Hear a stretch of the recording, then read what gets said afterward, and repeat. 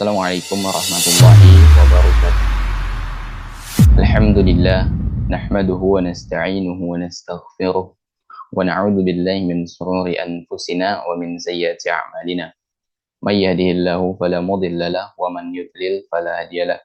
Wa asyhadu an la ilaha illallah wahdahu la syarika lah wa asyhadu anna Muhammadan 'abduhu mab'utsan rahmatan lil alamin. Allahumma salli wa sallim wa barik ala Muhammadin wa ala alihi wa sahbihi wa man tabi'ahum bi ihsan ila yaumiddin, amma ba'd. Pemirsa sekalian, alhamdulillah pada kesempatan ini kita akan kembali melanjutkan pembahasan kita dari ensiklopedia larangan dalam syariat.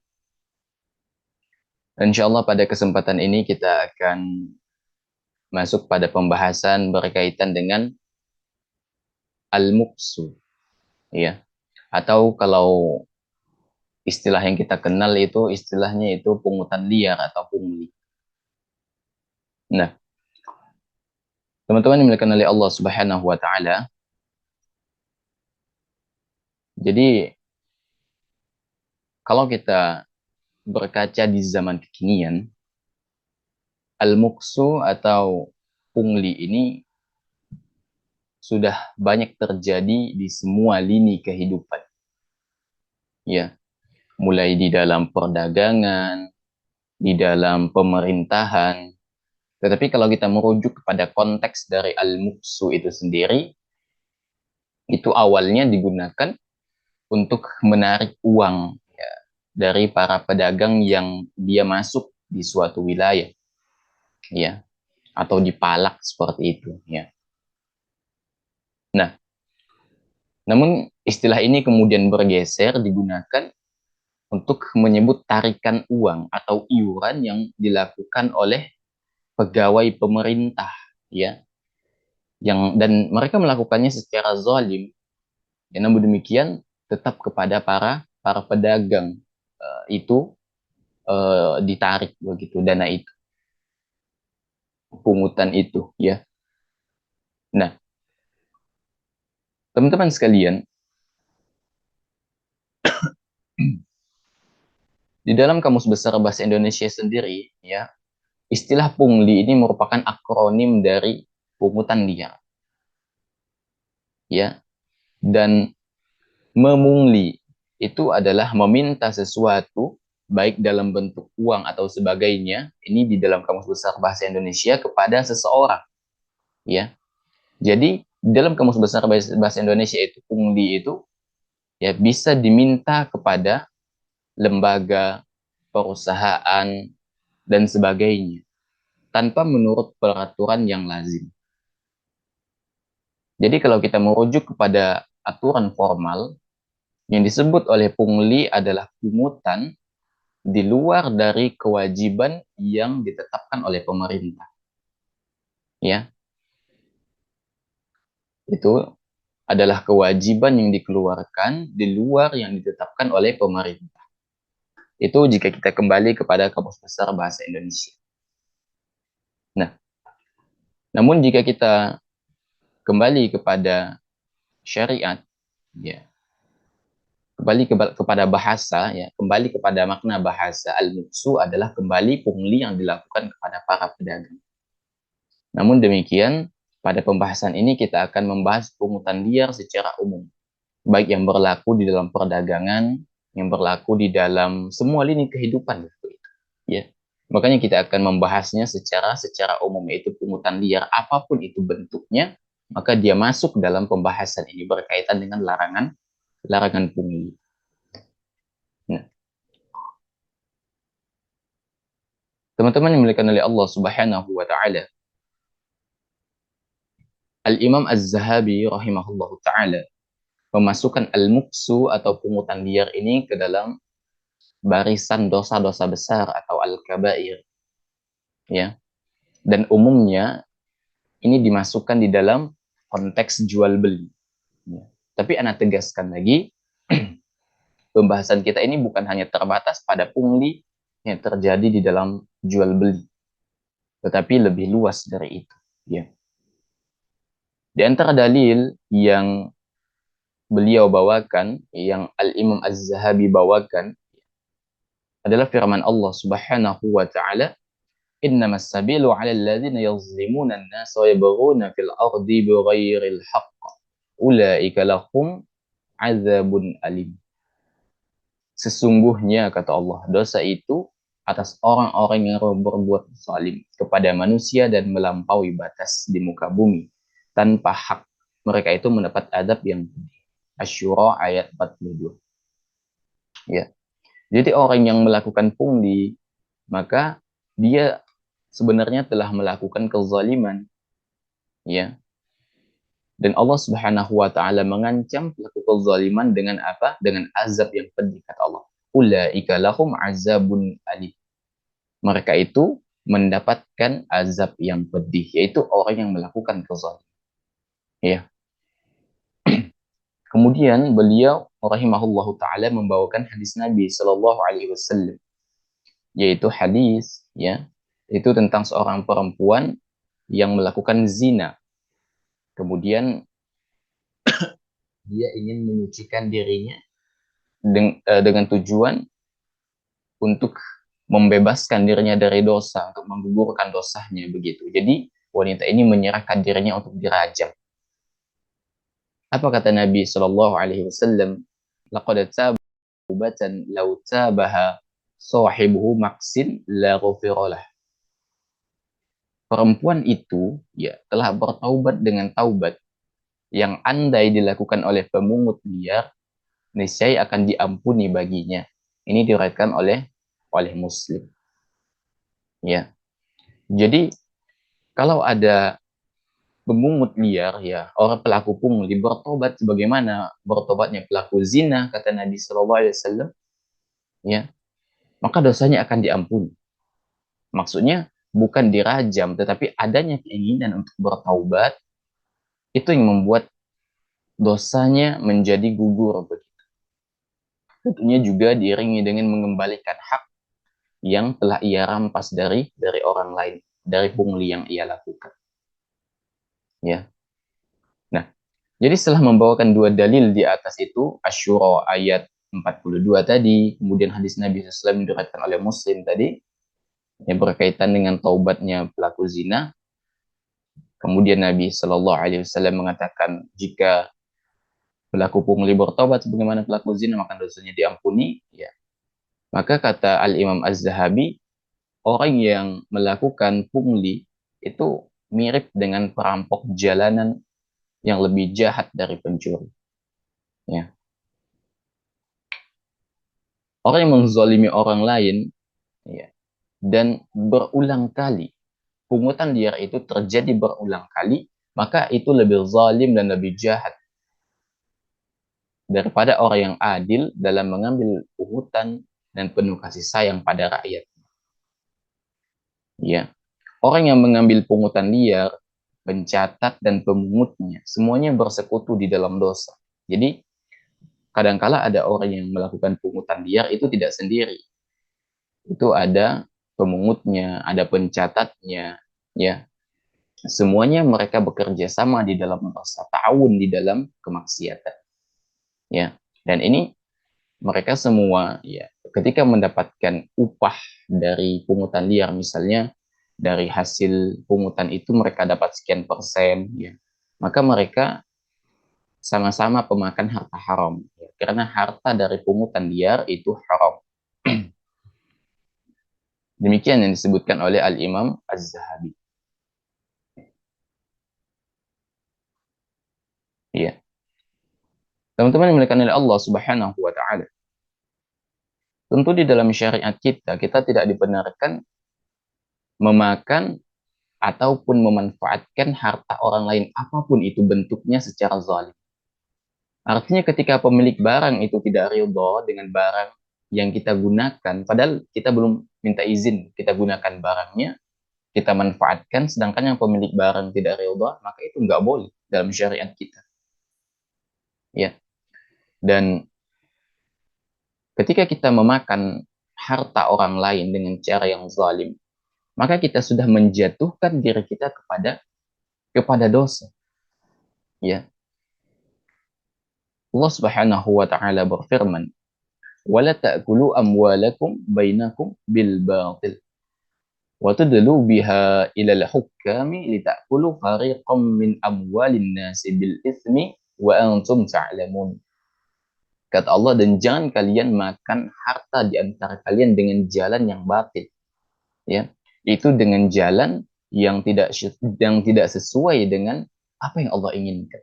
Baik dengan cara mencuri, dengan merampok, dengan cara korupsi, dengan cara apalah jual diri, misalnya na'udzubillah, atau dengan cara menipu, atau dengan cara diantaranya ini pungli, ya, maka nggak boleh. Ini jalan yang memang mendatangkan rezeki, tapi jalannya batil.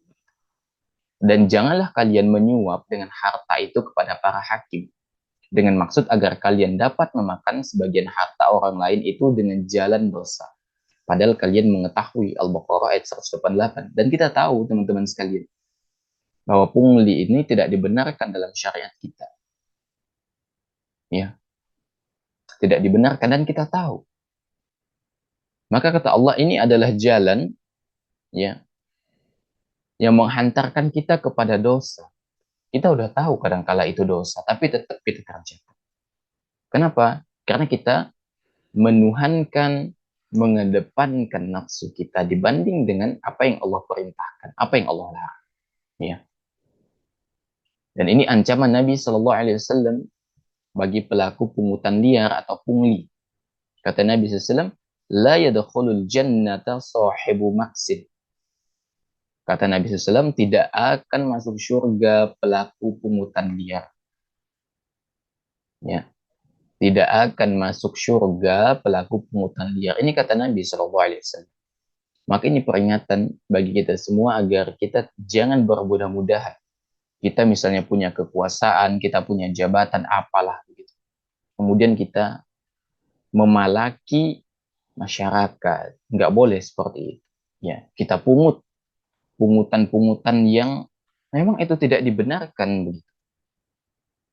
Ya, dan kata Nabi SAW, ini ancaman yang luar biasa. La yadkhulul jannata sahibu maksid. Tidak akan masuk surga pelaku pungutan liar. Ya. Nah, teman-teman yang kenal Allah Subhanahu wa taala. Allah Subhanahu wa taala Allah Subhanahu wa taala berfirman, ya. Tadi Asy-Syura ayat 42, "Innamas sabilu 'alal ladzina yazlimuna an-nasa yabghuna fil ardi bighairil haqq. Ulaika lahum 'adzabun alim." Sesungguhnya dosa itu atas orang-orang yang berbuat zalim kepada manusia dan melampaui batas di muka bumi tanpa hak. Mereka itu mendapat azab yang pedih. Ya. Dan kita tahu, ya, azab yang pedih ketika Allah Subhanahu wa taala mengancam suatu perbuatan dengan azab yang pedih, ini menunjukkan bahwa perbuatan itu bukan perbuatan yang enteng, ya, berat konsekuensinya berarti. Karena tidaklah sebuah perbuatan Allah ancam kecuali ini menunjukkan akan beratnya siksaan yang akan diterima oleh pelakunya pada hari kiamat. Teman-teman sekalian, ketika orang melakukan pungli, tadi sudah kita bahas di awal, ya, mereka melakukan kezaliman. Mereka melakukan kezaliman. Dan kita tahu di antara orang yang bangkrut, orang yang muflis, kata Nabi SAW, adalah orang yang senantiasa berbuat kezaliman di muka bumi. Ya, kata Nabi SAW, tahukah kalian siapa orang yang muflis atau orang yang rugi? Lalu kata para sahabat, bagi kami, orang yang bangkrut adalah orang yang tidak memiliki dirham dan tidak memiliki harta benda. Ya. Jadi Nabi SAW bertanya kepada para sahabat berkaitan dengan orang yang bangkrut. Lalu para sahabat, ya, orientasi para sahabat ya tentu kepada harta benda, kepada material begitu. Lalu kata Nabi SAW, ya, apa kata Nabi SAW? Innal muflisa min ummati man ya'ti yaumal qiyamati bis salatin wa siyamin wa zakatin wa ya'ti qad syatama hadza wa qadhafa hadza wa akala mala hadza وسفك الدم هذا وضرب هذا فيعطى هذا من حسناته وهذا من حسناته فإن فنيت حسنته قبل أن يقدم عليه أخذ من خطاياهم فطرحت عليه ثم طرح في النار. Sesungguhnya orang yang muflis, kata Nabi SAW, atau orang yang merugi di antara umatku adalah orang yang pada hari kiamat nanti, kelak ia datang membawa pahala sholat, ia membawa pahala puasa, membawa pahala zakat. Tetapi sayang, ketika di dunia, kata Nabi SAW, ia telah melakukan kezaliman. Ia mencela si fulan, ia telah menuduh si fulan, ia telah memakan harta si fulan, menumpahkan harta si fulan, dan memukul si fulan. Semua kezaliman ini, ya, dia mencela, dia menuduh, ya, dia memakan harta si fulan, dia menumpahkan darah si fulan, membunuh, kemudian dia memukul si fulan. Kemudian kata Nabi SAW, diambil kebaikannya untuk diberikan kepada orang yang telah ia zalimi. Ya. Lalu jika kebaikannya telah habis, ya, sebelum dosanya itu tertebus, maka dosa yang ada kepada orang yang ia zalimi itu diambil, dipindahkan kepada orang yang menzalimi. Kemudian pelaku kezaliman dilemparkan ke dalam neraka. Ini diriwayatkan oleh Muslim. Jadi semua bentuk kezaliman itu akan merugikan, membawa kerugian terhadap pelakunya.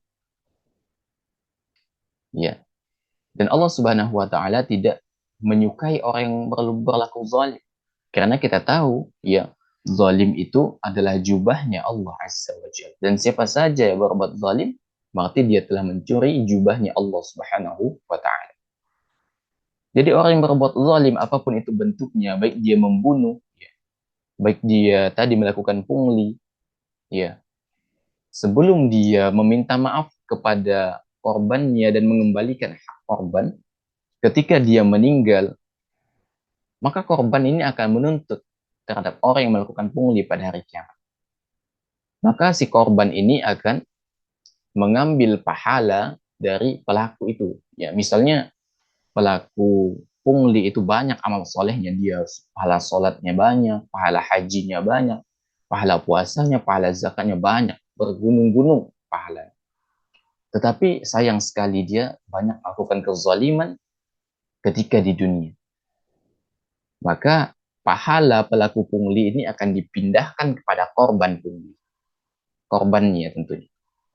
Kalau sudah habis pahalanya, ya, sedangkan dosanya masih ada, maka dosa dari korban dipindahkan kepada pelaku pungli.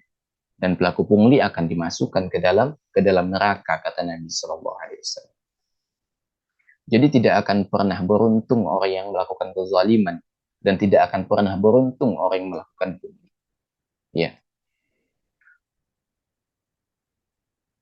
Teman-teman yang oleh Allah Subhanahu wa taala. Dan Al-Imam Nawawi rahimahullahu taala juga, ya, mengkategorikan pungli, ya, atau al-muksu sebagai perbuatan dosa besar. Apa kata Al-Imam An-Nawawi?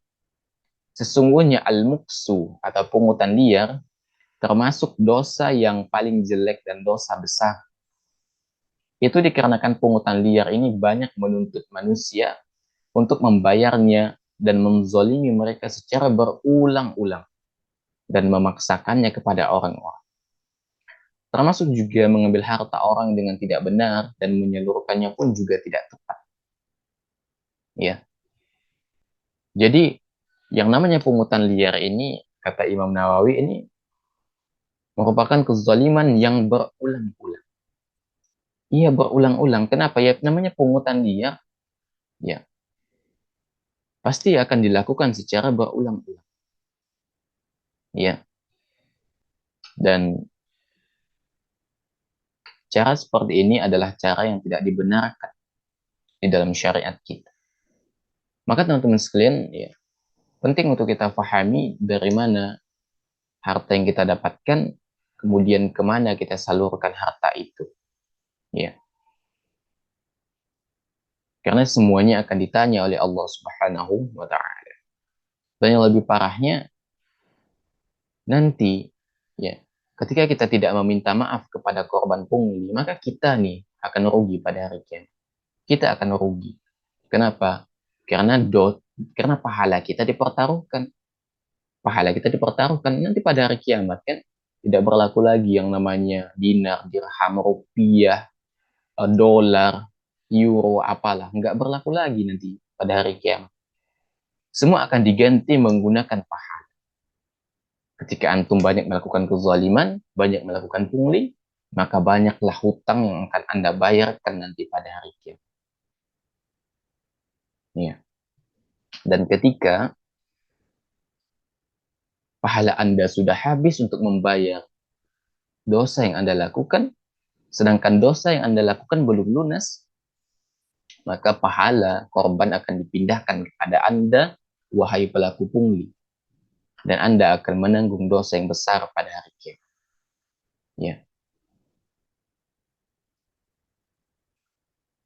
Baik, ya demikian teman-teman sekalian pembahasan kita berkaitan dengan masalah al-muqsu ya atau pungutan liar. Semoga Allah Subhanahu wa taala menghindarkan kita dari perkara yang tidak sesuai dengan syariat. Dan kita bermohon kepada Allah semoga Allah lindungi kita, anak cucu kita dan keturunan kita dan semua kaum muslimin dari setiap perkara yang bisa menghantarkan kita kepada pungutan liar.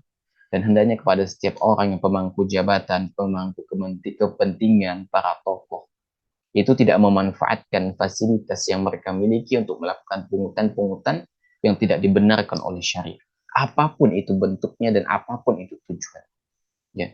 Karena itu termasuk memakan harta manusia dengan cara yang batil dan itu jatuhnya merupakan kezaliman. Demikian yang benar datangnya dari Allah Subhanahu wa taala, yang keliru datangnya dari anak pribadi. Allah dan Rasulnya tentu terlepas dari kekeliruan itu. Wa sallallahu ala nabiyina Muhammadin wa ala alihi wasallam walhamdulillahi rabbil alamin.